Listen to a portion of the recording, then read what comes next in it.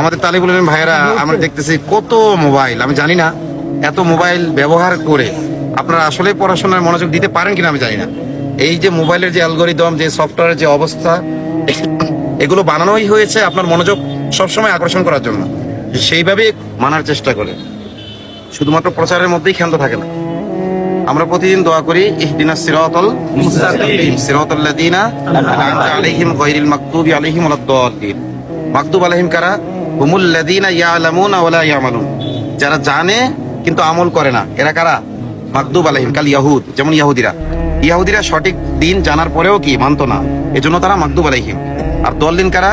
হুমুল লাযিনা লা ইয়ালামুনা ওয়া লা ইয়ামালুন, যারা জানেও না এজন্য সঠিক জিনিসটা না জানার কারণে মানতে পারে না, এরা হলো কি দল্লিন বা পথভ্রষ্ট। তো একটা ছাত্র যখন বাড়িতে থাকে, অর্থাৎ মাদ্রাসায় ভর্তি হওয়ার আগ পর্যন্ত সে দল্লিনদের অন্তর্ভুক্ত। এখন মাদ্রাসায় ভর্তি হওয়ার পরে আপনি সিরাতে মুস্তাকিমে উঠতে পারেন, আবার সিরাতুল মাগদুব আলাইহিম হয়ে যেতে পারেন। আল্লাহ হেফাজত করুন।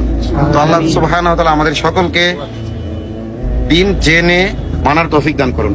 যেহেতু মাগদুব আলাইহিমরা জানে কিন্তু মানে না, আর দল্লিনরা জানেও না মানেও না, তাহলে সিরাতে মুস্তাকিমে কারা আছে? যারা জানে এবং মানে।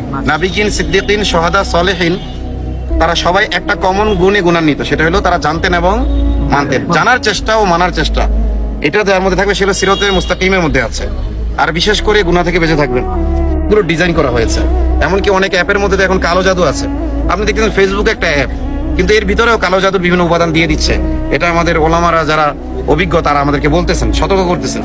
এজন্য আমরা এটাকে মানে টয়লেটে যাই না, আমরা টয়লেটে যাই, তো টয়লেটে কি খুব শখ করে যাই?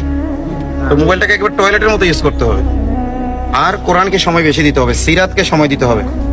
কোরআন পড়বেন, সিরাত পড়বেন নিয়মিত, যে জামাতেই পড়েন না কেন নিয়মিত কোরআন এবং সিরাত, কোরআনে তাদাব্বুর করবেন। আফালা ইয়াতাদাব্বারুনা আল কোরআন, কোরআন নিয়ে চিন্তা করেন। আর এটা হলো সিরাত পড়বেন ইনশাআল্লাহ।